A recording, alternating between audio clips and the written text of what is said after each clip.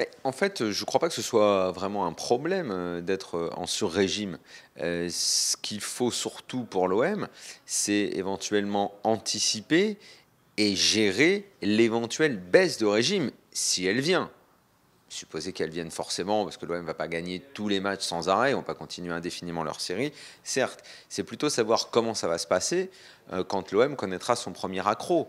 Si la gestion de ce premier accro se fait bien, le groupe ne prend pas un gros coup sur la tête à ce moment-là et se remet debout et continue à avancer, l'OM fera la bonne saison qu'on est en droit d'espérer pour eux.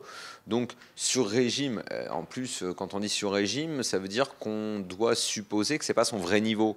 Mais le vrai niveau de l'OM, après tout, on ne le connaît pas. L'OM a très bien démarré la saison tout de suite. Ils ont eu 2 matchs pour un peu se tester, tâtonner, essayer un ou deux schémas tactiques, choisir la bonne équipe, le 11 type. Et puis depuis, tout s'enchaîne, il n'y a que des victoires.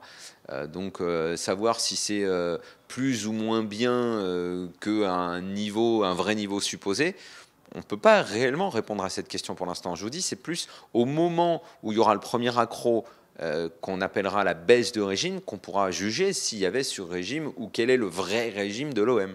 L'effectif de l'OM, il est pour l'instant parfaitement exploité par l'entraîneur, Bielsa. Il est en train en ce moment de tirer le maximum de cet effectif. L'effectif de l'OM de cette année, il est moins bon sur le papier que l'effectif de l'OM champion de France avec Deschamps en 2010. Il est moins bon que l'effectif de l'OM d'il y a 20 ans. Très bien. Aujourd'hui, il est ce qu'il est. Il y a un entraîneur qui en tire le maximum. Si à un moment ça se passe un peu moins bien pour l'OM, je pense en plus que l'avance qu'ils sont en train de prendre, les points qu'ils sont en train de mettre au chaud, ça va leur donner un matelas qui permettra de gérer la baisse de régime. Donc je trouve qu'il n'y a pas, en fait, je trouve qu'il n'y a pas matière à se poser ou à être inquiet ou à se poser la question de savoir, mais qu'est-ce qui va se passer quand ça ira moins bien pour l'OM? On verra bien, on verra bien.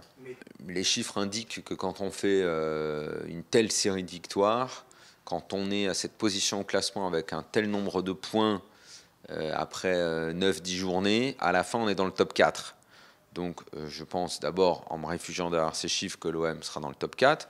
Ensuite, parce que tout ne s'analyse pas à travers des chiffres, je pense qu'il y a un entraîneur qui est en train de faire passer un message qui est reçu 5 sur 5. Je pense qu'il y a un groupe qui est complètement concerné. Je pense que même s'il y a des blessés, il y a sur le banc 3, 4, 5 mecs qui sont capables de rentrer dans le 11. Donc, très franchement, je ne vois pas comment l'OM pourrait s'écrouler. Alors, ça ne veut pas dire qu'ils vont être champions, mais sans prendre un risque énorme, je les vois finir dans le top 3, ouais, bien sûr. Ouais.